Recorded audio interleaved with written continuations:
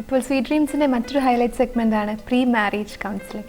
13 വർഷമായി ബദലയം centre for research and family development എന്ന സ്ഥാപനം നടത്തുന്ന ഒരുപാട് യുവ മിഥുനങ്ങളെ പോസ്റ്റ് മാരേജ് കൗൺസിലിങ്ങിലൂടെയും പ്രീ മാരേജ് കൗൺസിലിങ്ങിലൂടെയൊക്കെ നേർവഴിക്ക് നടത്തിക്കൊണ്ടിരിക്കുന്ന ജോർജ് കാടങ്കവൽ സാറാണ് നമ്മുടെ കൂടെ ഉള്ളത്. നമസ്കാരം സർ, സ്വീറ്റ് ഡ്രീംസിലേക്ക് സ്വാഗതം. അപ്പോൾ എൻ്റെ ആദ്യത്തെ ക്വസ്റ്റ്യൻ തന്നെ, what's the importance of pre marriage counselling?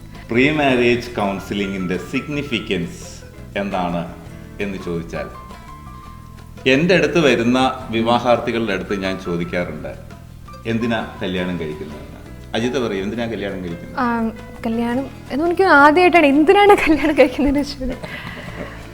It's definitely confusing question. May be ഒരു ബയോളജിക്കൽ കണ്ടിന്യൂറ്റിക്ക് ഒരു ലീഗൽ കവറേജ് എന്ന് പറയാം. നമുക്കങ്ങനെ ഓരോരുത്തർക്കും ഓരോ വിധത്തിലുള്ള ധാരണയുണ്ട് വിവാഹം എന്തിനു വേണ്ടിയാണെന്നുള്ളതിനെക്കുറിച്ച്. പലപ്പോഴും പല വിവാഹാർത്ഥികളോട് ചോദിക്കുമ്പോൾ, ആൺകുട്ടികളോട് ചോദിച്ചാൽ അവർ പറയും പഠിത്തം കഴിഞ്ഞു, ജോലി കിട്ടി, ഇനി കഴിക്കാൻ മിച്ചമുള്ളത് വിവാഹമായതുകൊണ്ട് അത് കഴിക്കാം. പെൺകുട്ടികളോട് ചോദിച്ചാൽ പറയും, അടുത്ത വീട്ടിലുള്ള സ്ത്രീകളൊക്കെ സ്വന്തം വീട്ടിൽ വരുമ്പോൾ അമ്മയുടെ അടുത്ത് ചോദിക്കും, ഇവൾക്കൊന്നും ആയില്ലേ, ഇവളെ കെട്ടിച്ച് വിടുന്നില്ലേ, അയൽക്കാരുടെ ശല്യം തീർക്കാൻ വേണ്ടിയിട്ട് കല്യാണം കഴിച്ചേക്കാം. പിന്നെ ഒരു മനസ്സിൽ ചില ധാരണകളുണ്ട്. പലരുടെയും വിവാഹങ്ങൾ കണ്ടിട്ടുണ്ട്, അതൊരു വലിയൊരു ആഘോഷമാണ്. അന്നത്തെ ദിവസം വിവാഹം കഴിക്കുന്ന സ്ത്രീയും പുരുഷനുമാണ് ആ വിവാഹം എന്ന ചടങ്ങിലെ നായകനും നായികയും. അപ്പോഴൊരു നല്ല നായകനും നായികയുമായിട്ട് അവരുടെ ലൈഫിലെ ഒരു മേജർ സിനിമയിലെ ഒരു മേജർ ഇവൻ്റായിട്ട് അഭിനയിക്കാൻ വേണ്ടിയിട്ട്, അല്ലെങ്കിൽ ആ റോളിൽ കൂടെ കടന്നു പോകാൻ വേണ്ടിയിട്ടുള്ള ഒരു പ്രിപ്പറേഷൻ, അതിനുള്ള ഒരു തയ്യാറെടുപ്പോടെയാണ് ചെല്ലുന്നത്. എന്നാൽ ഇതൊന്നുമല്ല, ഇതിനും അപ്പുറത്തൊരു തലമുണ്ട് വിവാഹത്തിന് എന്ന് ഇവരെ മനസ്സിലാക്കി കൊടുക്കുക പ്രീ മാരേജ് കൗൺസിലിംഗ് കൊണ്ട് ചെയ്യുന്നത്. സർ, എന്താണ് ഈ പ്രീ മാരേജ് കൗൺസിലിങ്ങിൻ്റെ ഒരു പ്രൊസീജിയർ? ഇപ്പോൾ ചെറുക്കനും പെണ്ണും സെപ്പറേറ്റ് ആയിട്ടാണ് വരുന്നത്, അതോ ഫാമിലി ആയിട്ടാണ് വരുന്നത്, അതോ ഇനി പെണ്ണിനെയും ചെറുക്കനെയും ഒരുമിച്ച് ഉള്ളൊരു കൗൺസിലിംഗ് ആണോ? എങ്ങനെയാണ് സാർ ചെയ്യുന്നത്? ഒരു കൗൺസിലിങ്ങിന് ബന്ധപ്പെട്ട ആളുകളെല്ലാം ഒരുമിച്ച് ഒരേ കാര്യങ്ങൾ മനസ്സിലാക്കുകയാണെന്നുണ്ടെങ്കിൽ അതൊരു ടീം എഫക്റ്റ് കിട്ടാൻ വളരെ നല്ലതാണ്. ഇപ്പം നമ്മൾ പറയും, കുരയ്ക്കുന്ന പട്ടി കടിക്കില്ല. ഈ കാര്യം പട്ടിക്ക് അറിയില്ല എന്നുണ്ടെന്നുണ്ടെങ്കിൽ നമുക്ക് മാത്രമേ അറിയത്തുള്ളൂ എന്നുണ്ടെങ്കിൽ പട്ടി കടിക്കും.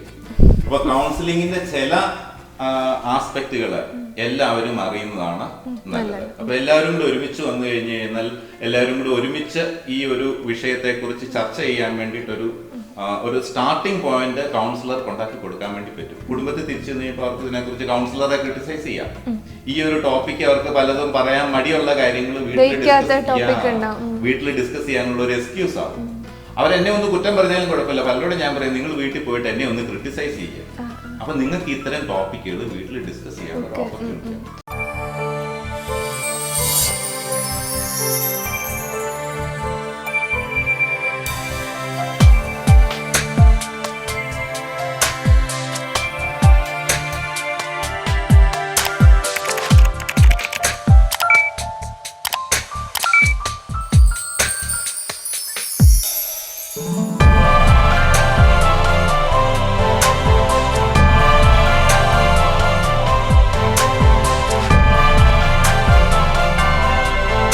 സ്വർഗത്തിൽ തീരുമാനിച്ചവരെ ഭൂമിയിൽ തെരഞ്ഞെടുക്കുന്നു Bethlehem. Log on to BethlehemMatrimonial.com.